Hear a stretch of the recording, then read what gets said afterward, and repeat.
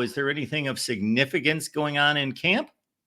Well, I think the biggest news that has come out recently is an injury to Ollie Gordon, right? Of course, on social media, it grew legs and it got massive. Turns out to be just a minor hip issue. And he did actually start practicing again yesterday to some degree. So I think there's a good possibility he could be ready for week one. I would say right now it would be like a 65, 70% opportunity for him to get a decent amount of carries. But he's not going to be the workhorse in week one. That I can say. So does that turn things over to AJ Green, or is there going to be a committee ready to pick him up? Unfortunately, AJ Green is going to be out for a few months, right? There's a possibility he'll be back in November, but it'll depend on, who's kind of joined everybody in the top of the running back room. I think as it sits right now, the plan is to lean a little bit more on Trent Hallen. Trent Hallen was a running back coming out of Indiana. He led the Hoosiers in rushing last year with almost 400 yards at 4.7 yards per clip. He's 6'3", 242 pounds, Mark. He's a massive individual. And you know what? South Dakota State is very good. They won 29 games in a row, back-to-back FCS titles. They returned Gronkowski, their quarterback, who won the Walter Payton Award. They also return a running back that is a very talented dude. That is Chaminade, Missouri, in the O'Fallon area. So they're going to have some talented guys, but at the same time, they lost their two starting O-linemen. They lost both of their top wide receivers, and they did lose the running back that rushed for almost 1,600 yards. So they have a lot to replace. And the calling card, I think, this year is going to be more defensively than anything. All eyeballs are going to be on Ollie Gordon in the offense and Alan Bowman and all the returning wide receivers and 7 returning O-linemen, of course. But I think the defense, Mark, is going to surprise a ton of people this year. Yes. So DiNardo's crew looking to be much better, worn down a bit at times. And so give us the evidence that is going to come true. Well, returning production is going to be one thing, right? You have 11 dudes on that side of the ball. Oklahoma State returns 10 of those, not to mention the fact that the depth behind those 10 are also a significant number of dudes that have played. For instance, Justin Wright. Justin Wright brought over like 220 some odd tackles from Tulsa, went through a devastating knee injury last year, but we also saw the emergence of Nick Martin becoming an All-American, 140 tackles, leading the Big 12 in like 7 categories this previous season. He's back, right? Kendall Daniels has beefed up a little bit more. He's almost 250 pounds, still can run a 4.59 40, and we've obviously brought him up closer to the line as a linebacker as well. In the back end of the defense, we have Lyric Rawls returning. He might take a little bit more of a free safety role, but we have Cam Epps behind him, who had 3 interceptions, I believe, this previous season. So the communication last year was year one for Brian Nardo's 3-3-5, and you did see a decent amount of difficulty in the communication department passing off, the identifications to the linemen, to the linebackers. The communication this year is significantly smoother. So we don't have to focus on the KISS method. And install last year, it took us 12, 13 days to install. This year, we're getting things done in like 5 or 6 days. Cody Stovall getting things done there at Locked On OK State. It's all day O State. You see his X handle right there. Follow him for everything concerning the Cowboys trying to get back to a Big 12 championship game this year. OK State, O State. I've always said OK State. Is it O State? Is there some kind of conflict with Ohio State? Is there any kind of arguments that you guys have on message boards about who claims that?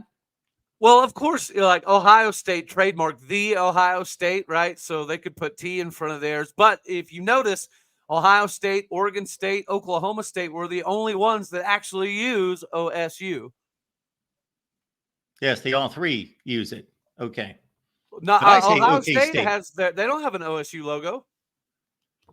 They don't have a logo. No, they don't. Okay. So there you go. That answers your question. You got to see the T in front of the OSU, I guess, or the OHSTATE, and then we've got Oregon State as well. And then we've got confusing colors between the Beavs and the Cowboys there. Correct. Yeah. Do you call them the Pokes? Is that disrespectful? But you can call them the Pokes, right? Yeah. Oh, yeah, 100%. That's not an issue. No. Okay. Just making sure. Again, I go with OK State. I'm not an O State guy. When I'm talking about the Cowboys, I personally say OK State. I think the only one that's ever deemed as somewhat disrespectful is when people say Okie State, right? Sometimes it's used as a little derogatory shot. Yeah, I can see that. I can see that. I would think that Alan Bowman's been around long enough that he should have sorted all this out for his own personal preferences. Because I saw something just in the last few days, and this is no big surprise to anyone, the least of all you, that he's the third oldest player in the country. Yeah, he's definitely working on an AARP membership, but as long as his AARP can equal a high QBR, I'm okay with it. We had our buddy Josh Neighbors on the other day. He is not as impressed with Alan Bowman. He does not believe that he's a championship level quarterback. Well, if we get the Alan Bowman from last season, right, I can't fault Josh, right? That would be an accurate assessment more often than not, because Alan Bowman did have a propensity last year to kind of run around and get outside of the pocket, right? But he's not a running quarterback, even though he did put a nice little juke move on somebody in Bedlam. That's not going to be his cup of tea. What we've seen this offseason and spring and fall camp is a more balanced inside the pocket Alan Bowman. He's not bailing out. He's not throwing in the stands as much. He's standing in the pocket. And with 7 returning offensive linemen, 5 of which have over 172 starts between them, there's no need for him to bail out of the pocket, right? And we're seeing that maturation process. I didn't think that somebody could mature in the pocket after 7 years of collegiate football, but at least thus far, it appears as though that's the case. Now, our linebackers and DNs aren't jackknifing in and diving at the quarterbacks, which does change things a little bit. So we won't really know until the lights come on and the bullets start flying, as they say. But as it sits right now, if he can stick his happy behind in the pocket, I think we have more than enough weapons to have a phenomenal season. I almost liken this to a Trent Dilfer situation, right? You don't have to do too much, but you have more than enough talent that as long as you don't massively screw things up, you should be okay. Yeah, just make the simple throws. Don't make mistakes. Yeah, the touchdown to interception ratio has to change. If it does, then we have a really good shot. If it doesn't, then Josh isn't entirely wrong. So I've long since admired Mike Gundy, as many have across the nation, for what he's been able to. Well, he first inherited from Les Miles, but it certainly built upon it. In some ways, inherited a mess. But in regards to building a program, also he was given a better program than Les Miles was given. But of course, now he's been around for 17 years, 18 years plus, whatever the figure is. 2005, right? Yes, sir. 2005, folks. He's been around as long as anybody in the country outside of Kirk Ferentz, I believe. Well, I think Kyle Whittingham was hired like 2 months before Gundy. Okay. Yeah. Taking over for Urban Meyer. Yes. Okay. So just to get that all squared away, he's a fixture. He's a legend in Stillwater. And I've long since admired what he's been able to do, of course, because typically you're looking at what the experts would say are top 35 talent teams, and often being top 10 or 15 team in the country. So I see 2 units here. You mentioned the offensive line. And as I have been perusing these preview magazines and studying up, and you mentioned all the career starts coming back along the offensive line, that this is being rated. Phil Steele has this unit like top 5 in the country. How did this come to be? Was this just kind of they cycled into a lucky situation to a certain extent, or developed these guys? I guess it's got to be a lot of things. It's a little bit of both, right? We did look out. So the starting 5 offensive linemen, every single one of them is a 6th-year senior, right? So they all came in together for the most part, other than Dalton Cooper, who we were able to bring in last season. And, even Dalton Cooper, he brings over from Texas State. He had 1,368 snaps without allowing a sack. He did so again last season. PFF has our center graded as one of the top 5 in the country as well. Not to mention the fact that we bring in Isaiah Glass, who has like 21 starts at Arizona State. We also have Taylor Materko, who came in with this original 6-year senior class. He's also a 6-year as a backup. Then we have Jason Queso Brooks, for 2 years in a row, has scored out the highest in practice of all of our O-linemen. So it's not just the starting five. It's the fact that we've got 3 backups that have double-digit starts in the Power 4 in the Big 12 as well.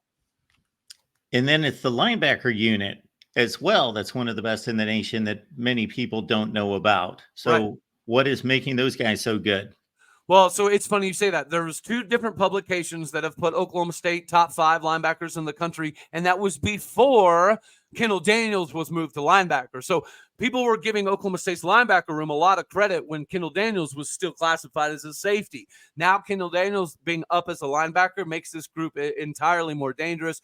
You have the All-American returning leader and tackles for the Big 12. He was the returning leader in sacks and tackles for loss as well. From a linebacker perspective, then you have Justin Wright coming over with his 220 plus tackles from Tulsa after a devastating knee injury last year. The backup is a Stillwater High School alum, Gabe Brown, 6'2", 232 pounds. He's playing a lot of really good football. And then you have Colin Oliver, the freshman All-American, who is significantly bigger now. He's put on over 35 pounds in the last couple of years, and he's getting to do a lot more hand in the dirt stuff. So he's going to kind of rotate between linebacker and defensive end this season, which was kind of reminiscent of what we saw from him his freshman year. Our buddy Mike 3883 probably echoes what a lot of people across college football, especially in Big 12 country, are saying in terms of their rooting interests of getting Oklahoma State and Mike Gundy to a playoff before OU, because of course they turned their back on the league, and to get OK State after they've had to take abuse on the field and otherwise from OU to get Mike Gundy to a playoff and win a playoff game would be pretty sweet. I'm sure that that would make your year. It would. Well, and you know what, Mark, to be honest, with 21 returning starters and over 90% of the roster returning, if we don't win one now, I don't know when we're going to. I mean, that's just numerically speaking, not even to take into consideration. We have like 35 seniors and like 16 redshirt juniors. This whole locker room is nothing but grown men. Mike, I'm saying this is our first opportunity, okay, to look like BYU on the grading report at the end of the year. This is our moment. Let's get back to this Mike Gundy thing, because I saw something, and I don't want to misquote it.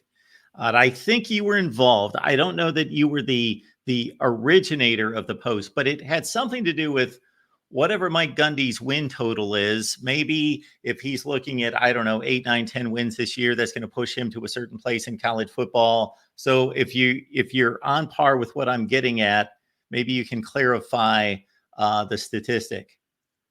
I don't know precisely what you're getting at, but I mean, just from an overall wins perspective, I think currently Gundy's like 4th of current coaches when it comes in the wins department, and he's battling right there with somebody like a Dabo Swinney. So if this were to be a year that Mike Gundy were to exceed 10 wins again, I think he would pass not only Dabo Swinney, but he would clearly make a distinction between him and Kyle Whittingham as well.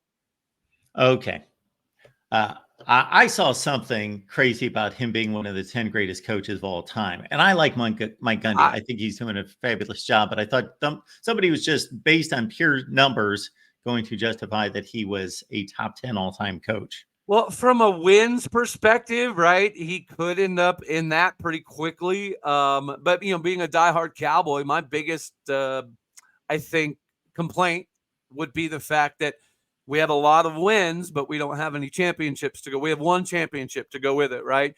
And then if you dig back to those Bedlam years when we had Mason Rudolph and James Washington and Justice Hill and Chuba Hubbard and all those dudes, we played, right, for the de facto Big 12 title 7 times and lost every single time. So if he has even a couple more Big 12 titles, I think that there's an argument here. But just off of wins, I don't know that I would put him quite that high.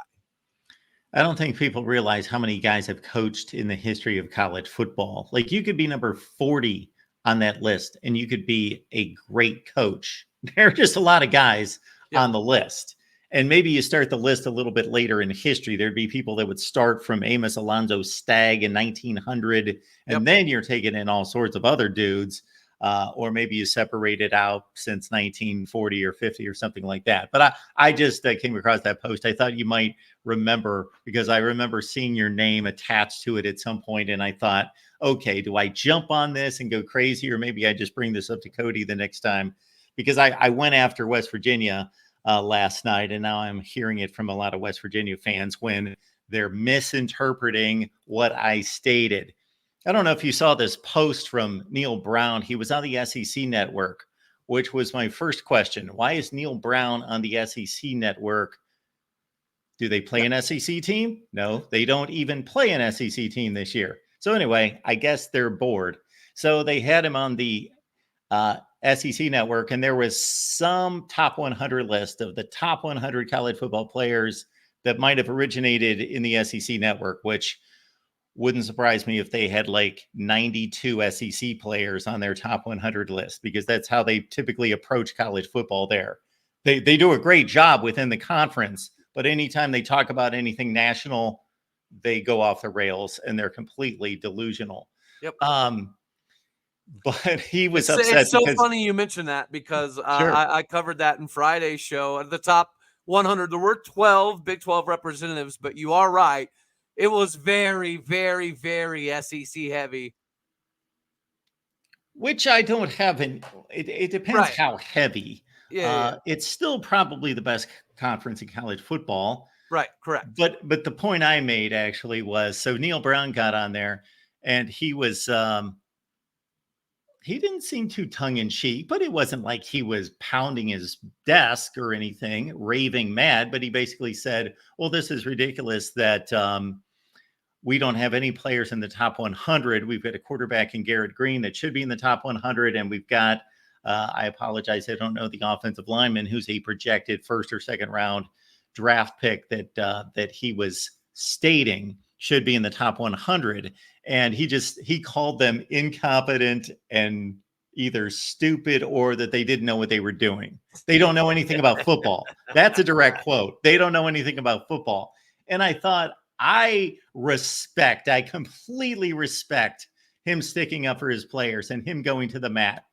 But to be logical about it, I said, let's understand, there are 70 power teams. So let's say nobody from the group of five, and I don't necessarily agree that this is going to turn out to be the case, but none of them are top 100 players. None. We still have 70 teams in the Power Five. So you can only have like 1.3 players on average per. So it's tough to squeeze. We're not talking about like that's a pretty elite list. So the only thing I said was Garrett Green completed 53% of his passes. I don't have an issue with Neil Brown sticking up for him, but to say that he's definitely top 100 and you don't know what you're talking about and you know nothing about football because you left off Garrett Green, I think is a bit ridiculous. But I understand where he's coming from. Now, I don't think Garrett Green's quite on the top 100, but I will say the argument that Neil Brown deserves to have is they do have Avery Johnson in the top 100. And Garrett Green is pretty much a mirror image of Avery Johnson. The difference is he's been a starting quarterback for a year and a half now. So the fact that they put Avery Johnson in there after 4 games is a little frustrating if I'm a Neil Brown when I'm looking at a Garrett Green, because it's like, well, Garrett's the same player. Garrett runs a 4.40, and Garrett actually was a starter for an entire season. My biggest complaint actually was the fact that Nick Martin didn't make the list. I mean, he had 36 more tackles than Danny Stutzman. He had more sacks than Danny Stutzman, the same tackles for loss as Danny Stutzman. It just, statistically speaking, he led Danny Stutzman in literally every single category, physically, possibly, except for one, which was forced fumbles. Danny Stutzman had one more forced fumble than Nick Martin, yet Danny Stutzman's in there. That was my only complaint, but I appreciate Neil Brown doing that, right? Kind of putting it out there that there is a little bit of a facade whenever you come up with some of these lists, especially when they're predicated upon ESPN and their assessments, right? But yeah, I don't know. I'd put Garrett Green up there. Now, that O-lineman, that might be a different story, because people are forgetting they're a 9-4 ball club that returns like 85% of their roster. So, yeah, I think West Virginia is getting disrespected, even though I don't know that I'd put Garrett up there. So, Scotty, on the point of Martin against Stutzman, what validates your point even further is they played like competition. much of their schedule overlapped. It's not like you Correct. could say, okay, somebody played a bad schedule and somebody played a brutal schedule. We'd have to go back to see exactly how many teams overlapped, but even the ones that didn't overlap are comparable teams. Yeah. They played in the same league. So number 17, I believe, was the ranking by the AP in the coaches poll, or maybe Kansas State and Oklahoma State. I noticed they were 17 in the AP, 18 in the coaches. Yeah. I've done a lot to kind of discourage people from putting too much value in that. For one thing, Cody, the top 25 teams in the country the last 3 preseasons. So if you put them together, that's 75 teams. The AP got it right 39. They got 39 of the 75. So they're batting just above 50%. Well, it's almost like a catch-22, isn't it? Right? The preseason poll pretty much means nothing, but at the same point in time, if you start the season top 15 and you don't lose, you will creep up into the top 5 pretty easily. I think if you start the season ranked number 40 and you go 7-0, you might crack the top 25. So you do have a much steeper hill to climb. So I mean, it's almost pointless, but at the same time, if you are a top 10 team that has a somewhat manageable schedule, it's really easy to scoot up in that top 25 or top 5 very quickly. So it's a catch-22. It used to mean everything. It no longer, technically, it doesn't mean anything. However, we don't know how it impacts perception, how it impacts the college football playoff committee, because it's kind of a self-perpetuating narrative. If the teams that are ranked preseason do a decent job, they're going to stay ranked, and it perpetuates this. Well, you just played a ranked team. Well, why are they ranked? Well, we ranked them, kind of thing. Right. Yeah. Like I remember there was a season about 7 or 8 years ago where Michigan State had 4 straight top 25 teams they were playing, but by the end of that top 25 run, they hadn't played any top 25 teams because every time they beat somebody, they knocked them out of the top 25. So suddenly they haven't played any top 25 teams. And 4 weeks ago, they were playing all these top 25 teams. Well, I think you can liken it to even like an Ohio State last year or Michigan. Sorry. Whenever you look at Michigan's schedule last season, right, and they start the year top 5, they were not going to lose a game for the first 10 weeks.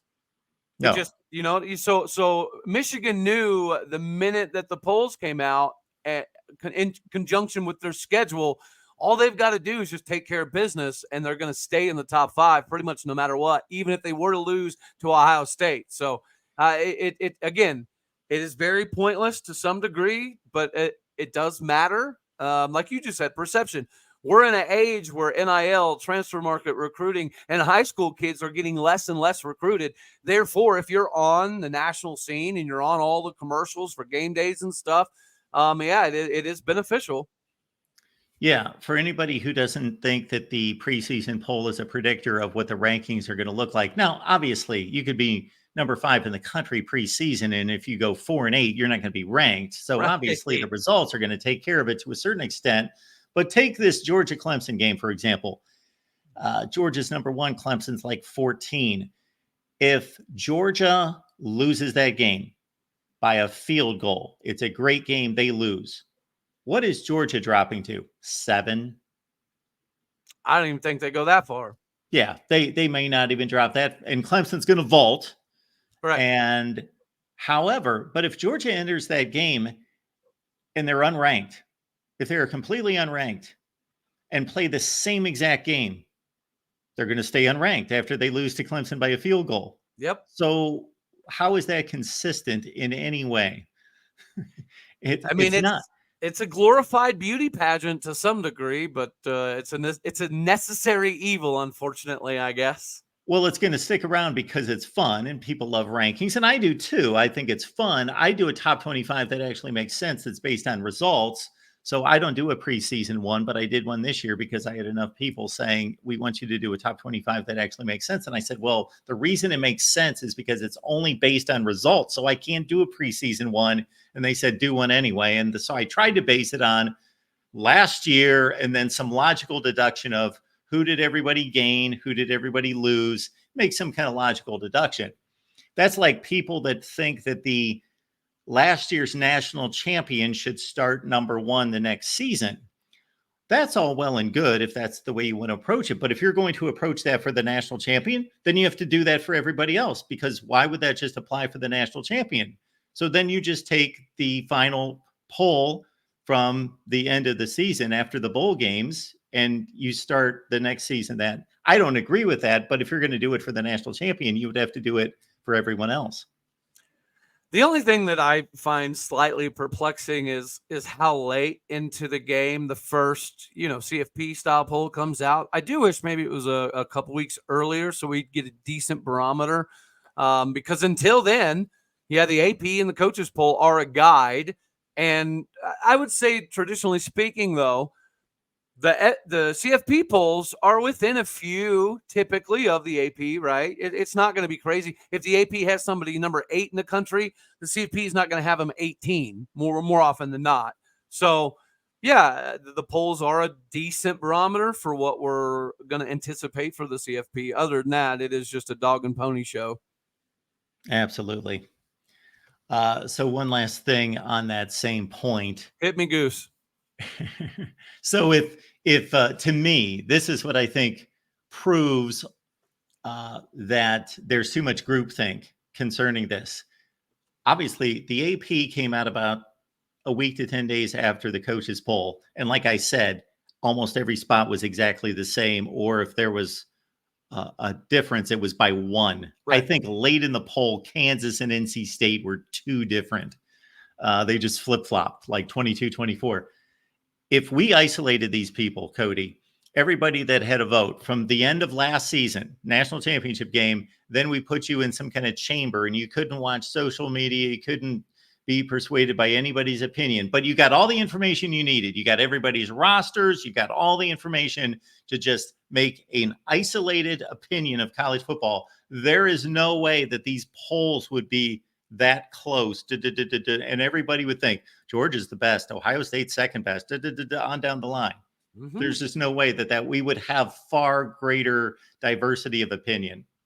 Agreed. Well, I mean, part of the argument, I think, is pushed by a lot of the social media, but it would be the same thing as if, like, you were to have a comparison between Ollie Gordon and Taj Brooks and Etienne, right? Who's the best running back in the country? They do see that stuff, and it does kind of perpetuate more and more fuel for the quality of a team. So, it does guide it. So I don't think you could lock yourself in the room and get it 100% right. Cody, we appreciate you being here. Let everyone know where to catch your work. Absolutely. Yes, sir. Thank you much. Locked On Oklahoma State. I do pretty much a daily show. And then as the season progresses, obviously, we'll be doing some live stuff at Aldeo State on Twitter. And then when it comes to Facebook and Instagram, it's O State all day. Cody, we love your fire and enthusiasm. We appreciate you being here. You know that. You're always welcome. Well, thank you very much, Mark. Yeah, it's always an honor. I appreciate you, and I can't wait for this season. It's going to be a good one all the way across the board. We can focus on football for now. I think there's more realignment and craziness coming, but we'll cross that road when we get there. It's football season, baby. I appreciate you, Mark. God bless. Go, Pokes. College football is even more exciting with some action on the line. And the games are even better when you're cashing in. And the Voice of College Football is the place to be to get the greatest value. Let's start with my picks. 75% against the money line, 58% against the spread. I've got a 40-year track record. In fact, in 2023, at $100 played per game, you would have netted over $9,300. And guess what? I'm just the warm-up act. Steve Merrill, our ace in the hole, show stopper from Wager Talk. 6 years with the Voice of College Football, over 30 years in the industry. Steve gives us analysis on all the big games, but you can't miss Steve's weekly under-the-radar pick, which went 21-5 against the spread the last 2 seasons. I repeat, 21-5 against the spread. You also get picks from some of our top analysts here at the Voice of College Football, including Steve Dace and Matt Zemek. Become a YouTube channel member or Patreon member for just $99 per month. Go to the main channel on YouTube, click join, and select the betting tier. Do the same thing on Patreon. Make 2024 a winner now.